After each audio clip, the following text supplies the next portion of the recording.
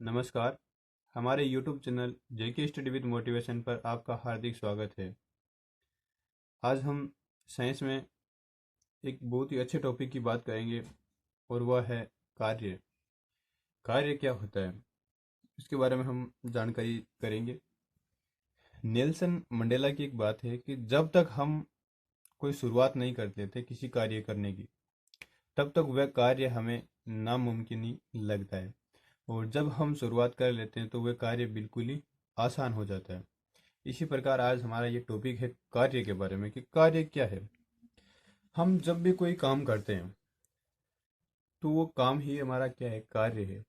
परंतु विज्ञान में कुछ अलग स्पेशल इसकी डिटेल है, कैसे है इसको हम पढ़ते हैं।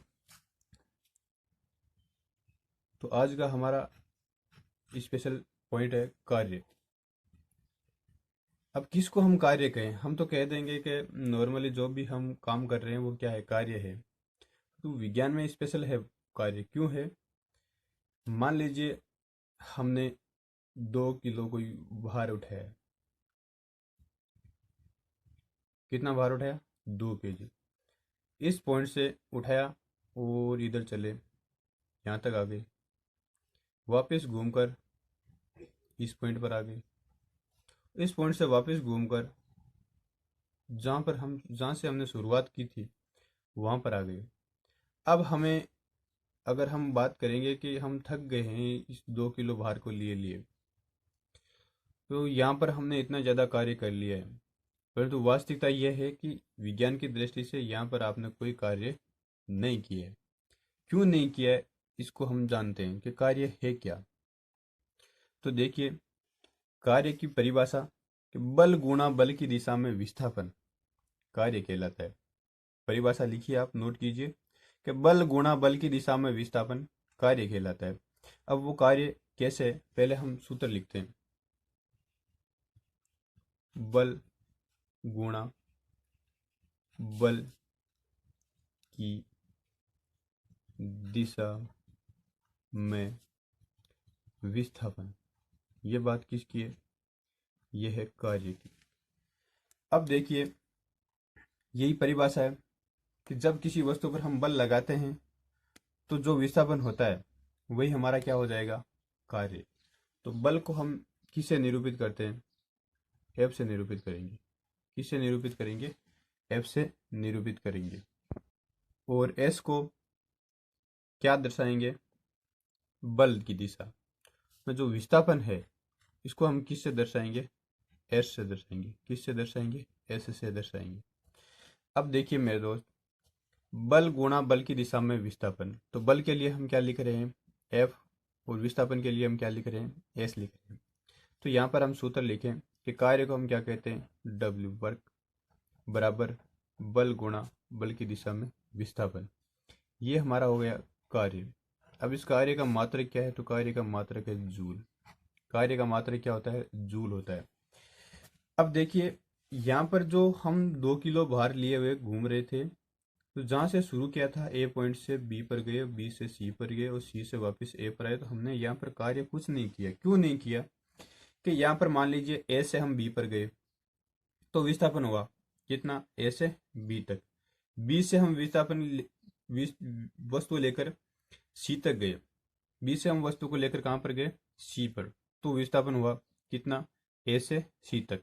परंतु हम वापस सी से कहाँ पर आ गए? ए पर। अर्थात जिस स्थिति से हम चले थे या जिस जगह से हम चले थे वापस उसी जगह पर आ गए, तो हमारा विस्थापन कितना हुआ? शून्य हुआ, जीरो हुआ। विस्थापन जीरो होने की कंडीशन में एस क्या हो गया? जीरो। अब जीरो को एफ से गुणा करेंगे तो क्या हो जाएगा? जीरो। तो डब्ल्यू का मान क्या आया?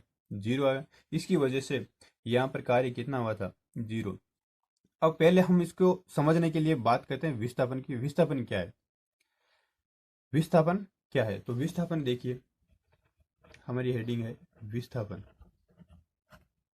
आप ही नोट कर लीजिए, क्योंकि ये परिभाषाएं कुछ स्पेशल होती है और हमेशा हमें तो सहायता देती रहती है। तो विस्थापन की परिभाषा आप लिखिए।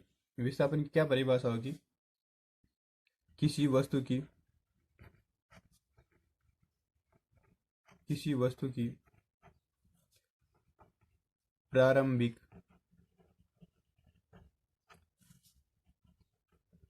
स्थिति व किसी वस्तु की प्रारंभिक स्थिति व अंतिम स्थिति के बीच की सीधी दूरी। ये तो मान लीजिए हम वस्तु है, चाहे हम वस्तु को एक जगह से दूसरी जगह पे ले जा रहे हैं, अर्थात ऊपर उठा रहे हैं, नीचे ले जा रहे हैं, जहां पर भी ले जाए, दाएं बाएं कोई कंडीशन हो। अगर अथवा में लिखना चाहे एक परिभाषा और इसी को चेंज करके, उसको क्या करेंगे हम, प्रारंभिक बिंदु व अंतिम बिंदु के बीच की सीधी दूरी। प्रारंभिक बिंदु व अंतिम बिंदु के बीच की सीधी दूरी, यहां पर हमारा क्या हो जाएगा, विस्थापन। क्या हो जाएगा, विस्थापन। अब देखिए हम एक उदाहरण लेते हैं, जो हम यहाँ पर उदाहरण ले रहे थे। अब मान लीजिए हम किसी ए पॉइंट से रवाना हुए।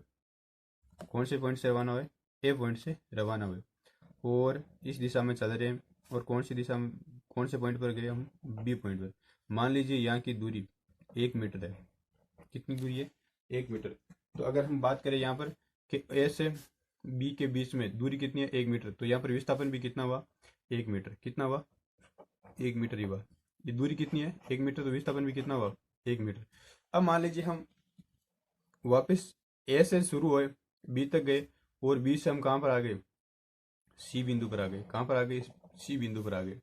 तो यहाँ पर अगर हम बात करेंगे कि विस्थापन कितना हुआ, तो यहाँ पर हम ए से चल रहे हैं और लगातार कहाँ पर आए, सी बिंदु तक आए। कहाँ पर आए, सी बिंदु तक आए।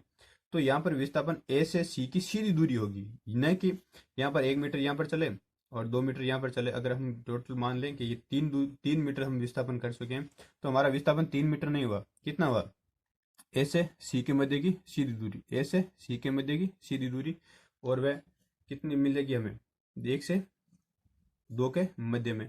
मान लीजिए यहाँ पर 2 मीटर है, तो हमारा जो विस्थापन हुआ वो कितना हुआ, 2 मीटर। अगर हमें बात करेंगे कि दूरी कितनी तय की, तो यह लिख लीजिए, तय की गई दूरी।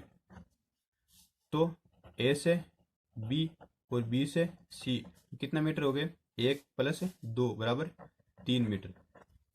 विस्थापन, विस्थापन ए से सी की सीधी दूरी कितना हुआ हमारा, 2 मीटर। तो आप इस उदाहरण से समझ गए होंगे कि विस्थापन और दूरी क्या है, दोनों अलग अलग है। विस्थापन और दूरी क्या है, अलग अलग है। विस्थापन एक अगर बात करें तो सदिश राशि है, परंतु दूरी कोई दिशा निश्चित नहीं है। अब हम बात करते हैं कि जो कार्य है, कार्य सदिश राशि है या फिर अदिश राशि है। तो कार्य क्या है, अदिश राशि है।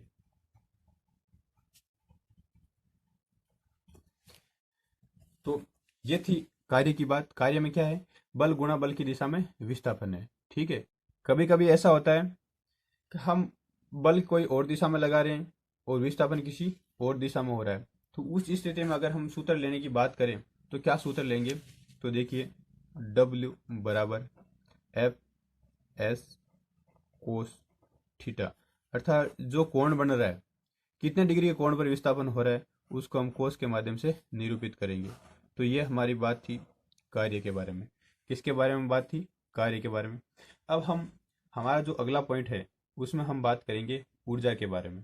परंतु स्टूडेंट्स जो भी हो, आपने अभी तक हमारे चैनल को सब्सक्राइब नहीं किया तो सब्सक्राइब जरूर कर लें। और यहाँ पर साइंस का आपको हर टॉपिक देखने को मिलेगा, और बिल्कुल ही आसान तरीके से। अगर फिर भी आपको यहाँ पर लग रहा है कि आपका कोई क्वेश्चन जो क्लियर नहीं हो पा रहा है, तो हमें कमेंट बॉक्स में कमेंट करके ज़रूर बताइए, आपको 100% आंसर मिलेगा। परंतु हमारे चैनल को लाइक व सब्सक्राइब व ज़्यादा से ज़्यादा शेयर करें। धन्यवाद दोस्त। अब देखिए हम बात करते हैं ऊर्जा की। ऊर्जा क्या है,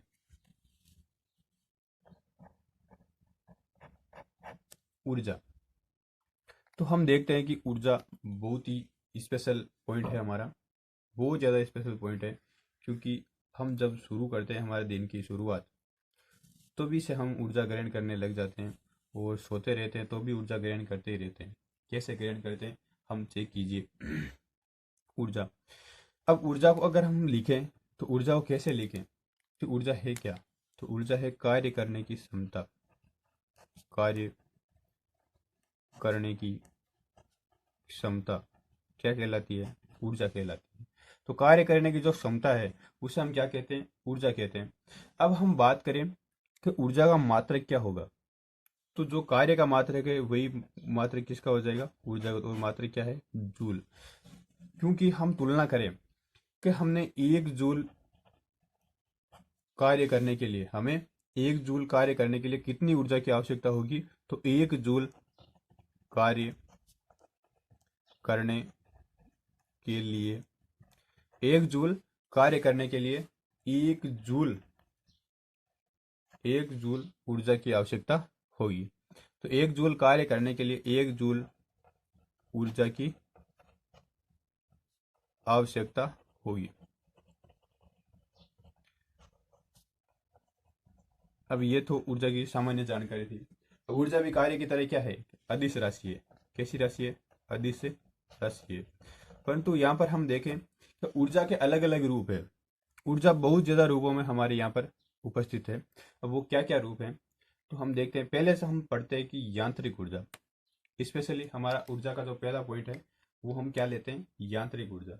तो यांत्रिक ऊर्जा क्या है, तो इसको देखने के लिए आप हमारा जो अगला वीडियो है उसको ध्यान से देखें। अगले पार्ट में हम ऊर्जा में जो पूर्ण रूप से जानकारी देंगे ऊर्जा की।